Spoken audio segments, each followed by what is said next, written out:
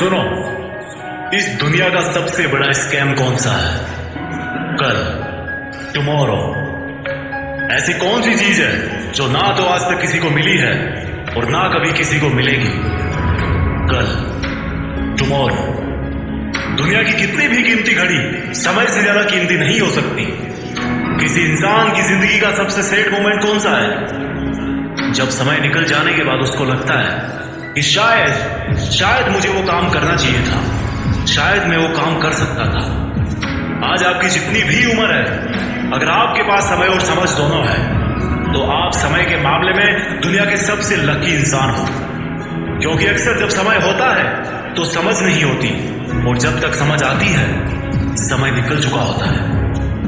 अब एक भी सेकंड बर्बाद नहीं। खबरदार, मैं समय हूं। मुझे जितना बर्बाद करोगे उतना मैं तुम्हें बर्बाद करूंगा। जब तुम कल चादर में मोबाइल चला रहे थे तब भी मैं बर्बाद हो रहा था। जब तुम सुबह को अंगड़ाइयां ले रहे थे तब भी मैं बर्बाद हो रहा था। जब तुम काम चोरी कर रहे थे तब भी मैं बर्बाद हो रहा था। मैं समय हूं। मुझे अगर आज बर्बाद करोगे तो तुम्हें कहीं का नहीं छोड़ूंगा। मेरी अगर इज्जत करोगे तो तुम्हें वो हासिल करके दूंगा जो तुम करना चाहते हो और जिसके लायक तुम डिजर्व करते हो। समय को बर्बाद करने वाला हर इंसान बर्बाद होने वाला है। जिसने इतिहास में समय को बर्बाद किया था वो खुद बर्बाद हो गया था। समय के नियम सिंपल और सबके लिए समान है। ये सिकंदर के लिए भी वैसे ही काम करता था जैसा अकबर के लिए करता था।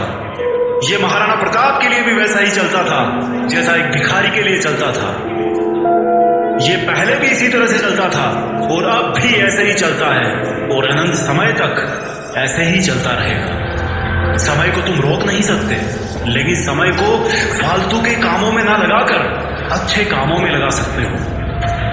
अगर किसी के पास मरते समय 100 करोड़ रुपए होना और उसको बोलो कि तुझे जिंदगी वापस मिल जाएगी, तू 100 करोड़ ले ले, तो शायद ही ऐसा कोई इंसान होगा जो अपने पूरे पैसे देकर के जिंदगी लेने से मना कर।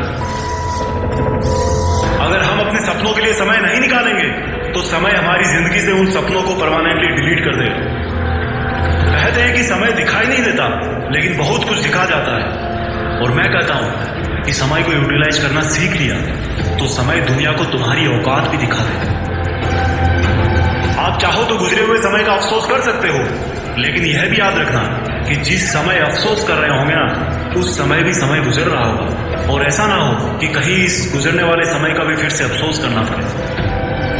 ये समय है जो सच और झूठ के हर चेहरे को उचित समय पर बेनकाब कर देता है। समय वो रेत है जिस पर कोई सा भी निशान हमेशा के लिए नहीं रह सकता, केवल खुद समय के सिवा। जो अपने काम को कल पे टालते हैं ना, उनको ये नहीं भूलना चाहिए कि ये कल एक काल्पनिक दुनिया है जो लाखों साल में मानवता के इतिहास में किसी को नहीं मिली, और जब तक ये सृष्टि रहेगी तब तक भी ये कल किसी को नहीं मिलने वाला। समय तो वर्तमान की थाली में ही परोस के दिया जाता है, ना कि इतिहास में, ना कि भविष्य में, केवल वर्तमान में। अपनी सुंदरता का आज गुमान मत करना। हो सकता है ये आने वाले समय में एक दाग बन जाए। और अपनी बदसूरती का भी कभी दुख मत करना।